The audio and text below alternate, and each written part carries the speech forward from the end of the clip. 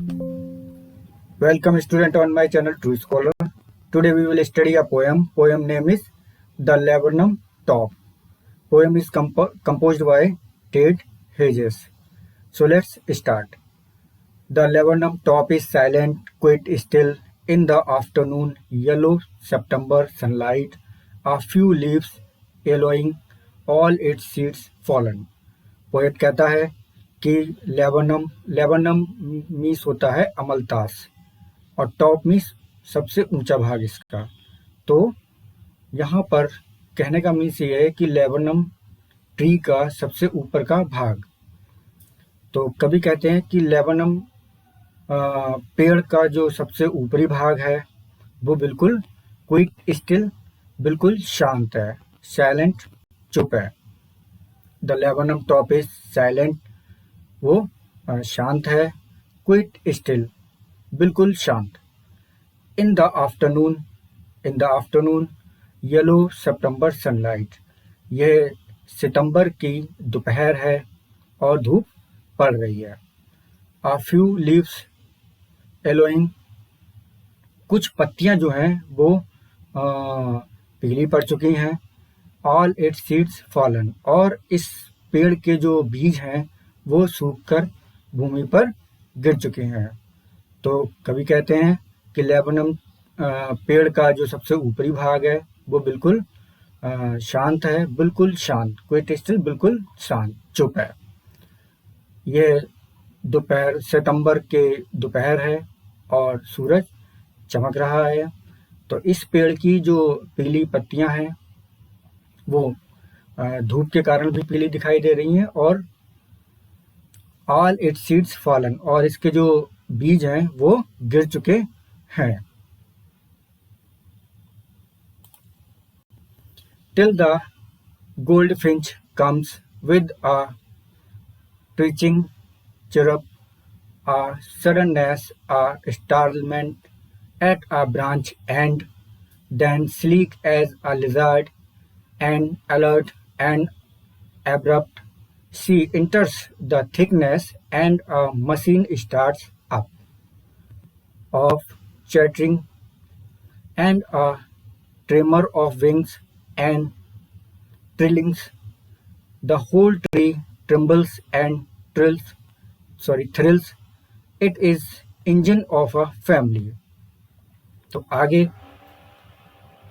Till the goldfinch comes, ये पेड़ तब तक शांत रहता है जब तक कि गोल्डफिंच यानी कि एक पक्षी का नाम है, जब तक गोल्डफिंच नाम का पक्षी नहीं आ जाता है, जब तक गोल्डफिंच नाम की चिड़िया नहीं आ जाती तभी तक ये पेड़ जो होता है वो शांत रहता है और ये ऐसा दिखाई देता है जैसे कि मृतक हो। With a twitching chirp,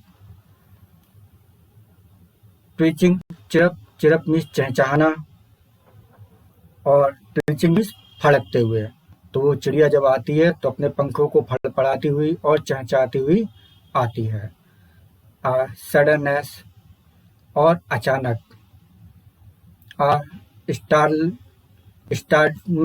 स्टार्टमेंट means चौंकना, और तब अचानक ये जागृत हो जाता है। यहाँ पर स्टार्टलमेंट्स मीन्स चौंकना है, लेकिन यहाँ पे जागृत यानी कि उठ जाना एकदम। एट अ ब्रांच एंड, और वो चहचहाती हुई और अपने परों को फड़फड़ाती हुई अचानक ही आ जाती है और ऐसा लगता है जैसे कि पेड़ एकदम चौंक के उठ गया हो। At a branch and, then, तब वो चिड़िया, एट अ ब्रांच एंड, तब वो चिड़िया उसकी एक शाखा पर जाती है। Then sleek as a lizard, एक शाखा यानी पेड़ की एक शाखा। देन स्लीक मीन्स होता है चिकना, एज अ लिजार्ड, बिल्कुल वैसा ही जैसे कि कोई छिपकली हो। तो छिपकली के जैसे चिकनी एक ब्रांच पे यानी कि एक उसकी टहनी पर जाती है। एंड अलर्ट मीन्स चौकन्ना होता है, एकदम सावधान हो जाता है। एंड एब्रप्ट मीन्स होता है बाधित करना। तो she enters the thickness and a machine starts up, और चिड़िया जैसे ही उसकी डाली में अंदर प्रवेश करती है, जहाँ पे उसने घोंसला वगैरह बना रखा है डाली के अंदर, and a machine starts up. तो पोएट कहते हैं कि उस समय पेड़ में वैसे ही हलचल शुरू हो जाती है। वो पेड़ जो है वो एकदम जागृत हो जाता है, क्योंकि वो चिड़िया आ जाती है और उसकी ब्रांच में चली जाती है। तो पेड़ बिल्कुल जागृत हो जाता है और ब्रांच के बारे में, पेड़ की शाखा के बारे में कवि कहता है कि वो बहुत चिकनी है और मोटी है, तो उसकी मोटी शाखा में चली जाती है, जैसे कोई मशीन स्टार्ट कर दी गई हो। तो यानी कि जब पक्षी अंदर जाता है तो वो चहचहाता हुआ अंदर जाता है, तो ऐसा लगता है कि उसके अंदर जाते ही, अपने घोंसले में जाते ही, तो जो उसके बच्चे हैं वो उसको देखकर चहचहाना शुरू कर देते हैं। तो यहाँ पर पोएट कहते हैं कि ऐसा लगता है जैसे कि मशीन स्टार्ट हो गई हो। Of chattering and tremor of wings, chatting चहचहाते हुए, ट्रिमर ऑफ विंग्स पंखों को फड़फड़ाते हुए, and trilling, trilling trilling means कंपन करते हुए।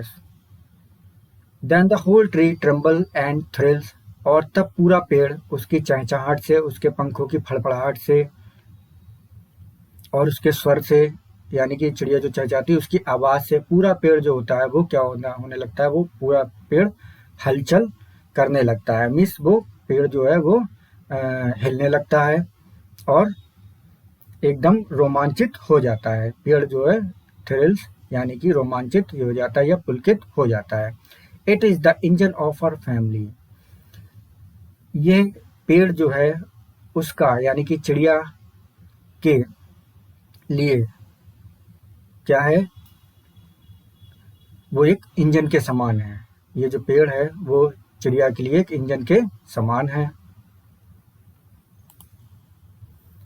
She stalks it full, then flirts out to a branch and, showing her bare face identity mask, then with a delicate whistle chirp whisperings, she launches away towards the infinite, and the laburnum subsides to empty। अब कवि कहते हैं, आगे कहते हैं, इस third stanza में poet कहते हैं, see stock its full.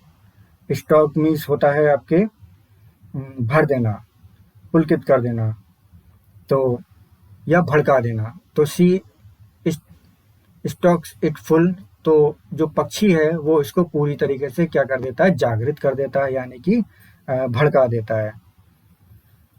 Then flits out to a branch end, और तब वो पक्षी जो है वो अपने घोंसले से निकल के, यानी कि जहाँ उसके बच्चे हैं उस डाली से निकल के ऊपर पहुंच जाता है, ब्रांच की यानी कि शाखा के अंत तक पहुंच जाता है, ऊपर आ जाता है। Showing her varied face identity mask, तो शोइंग दिखाते हुए, हर वेरेट फेस अपना धारीदार चेहरा।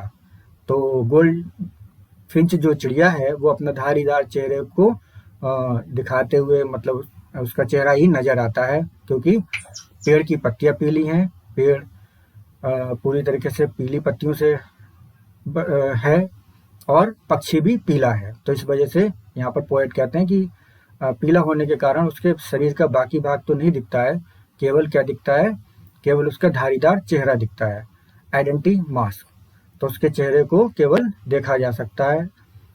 Then with eri delicate whistle chirp whispering, तब वो पक्षी क्या होता है, अद्भुत तरीके से, डेलिकेट मधुरता से, विसल सीटी बजाता हुआ, चिरप चहचहाता हुआ, और विस्परिंग अपने पंखों को फड़फड़ाता हुआ।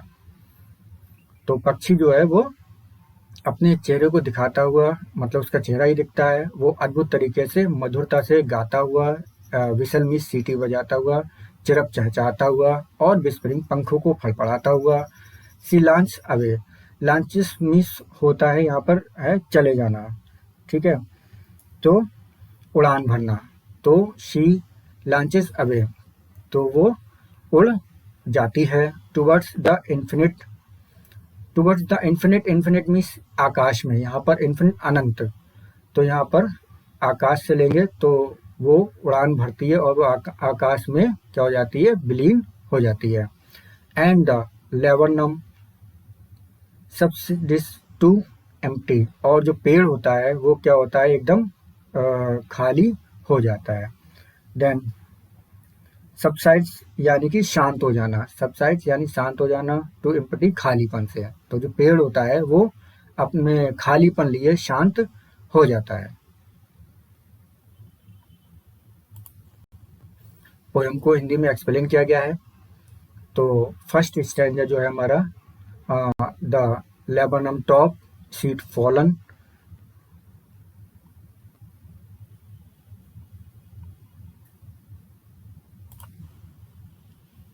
सेकंड टिल गोल्डफिंच हर फैमिली,